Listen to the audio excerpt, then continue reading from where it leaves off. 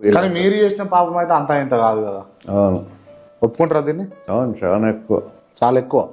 దాన్ని ఘోర పాపం అంటారు.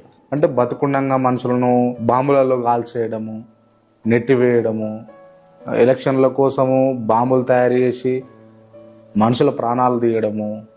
నిజంగా ఫీల్ అయ్యారా ఎప్పుడైనా? రిగ్రెట్ ఫీల్ అయ్యారా మీరు ఈ విషయంలో? రిగ్రెట్ అయినా పాపిన ప్రభావాన్ని క్షమాపణ అడిగాను దేవుని. అన్ని పాపాలు చేసినటువంటి మైకల్ బాబును నిజంగా యేసుక్రీస్తు, ప్రభు యేసుక్రీస్తు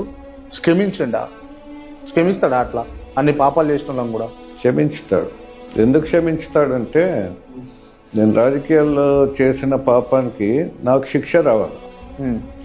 అయితే నా శిక్ష ఆయన సిలువలో భరించాడు. అంటే ఆయన పాపం కాదు, ఆయన ఏ పాపం చేయలేదు, దేవుని కుమారుడు ఆయన. దేవుడు లోక పాపం మోసుకుపోయే దేవుని గొర్రెపిల్లగా బలి అయ్యాడు. ఎవరి కోసం? నాటువంటి వారి కోసం, మీ కొరకు, ఇంకొకరి కొరకు. సో నాకు శిక్ష లేదు. కానీ పాపం చేసిన వాళ్ళకి శిక్ష పడాలి కదా, ఖచ్చితంగా పడాలా? ఆ శిక్ష ఎవరు భరించారు? పాపం చేసిన వాళ్ళకి శిక్ష పడాలా ధర్మశాస్త్రం ప్రకారంగా. ఆ శిక్ష యేసు ప్రభు భరించాడు కదా. అటు షిఫ్ట్ అయింది. మీరు పడాల్సినటువంటి శిక్ష యేసు ప్రభు పడ్డరు అని అంటారు మీ జీవితం, అంతేనా? కాకపోతే అంటే మీరు చేసిన పాపాల కారణంగా, మీరు చేసినటువంటి విధ్వంసం కారణంగా మీ బాబు చనిపోయాడు. మీ బాబు చనిపోయాడు. బాబు అదే అనుకుంటారా? ఆ పాపం వల్లనే, ఆ ఉసురు వల్లనే చనిపోయింది అని భావిస్తారా మీరు? భావిస్తారా? భావిస్తాను. ఒప్పుకుంటారా అదే? మా బాబు చనిపోయినప్పుడు ఆయన పిల్లలకి 3 years హైదరాబాద్ నుంచి కడప కారులో పోతున్నాం.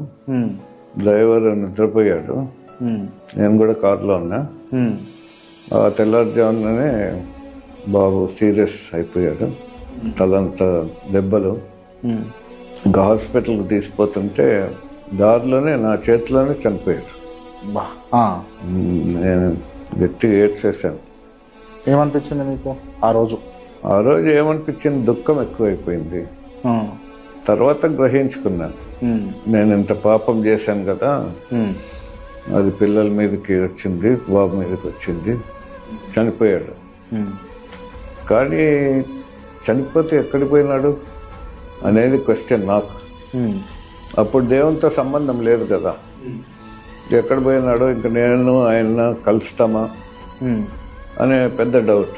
కానీ దేవుని నమ్ముకున్నాక, దేవునితో నేను కనెక్ట్ అయినాక, చాలాసార్లు పరలోకం చూపించినప్పుడు మా బాబు అక్కడ దేవదూతలాగా ఉన్నాడని దేవుడు క్లారిటీగా చూపించాడు.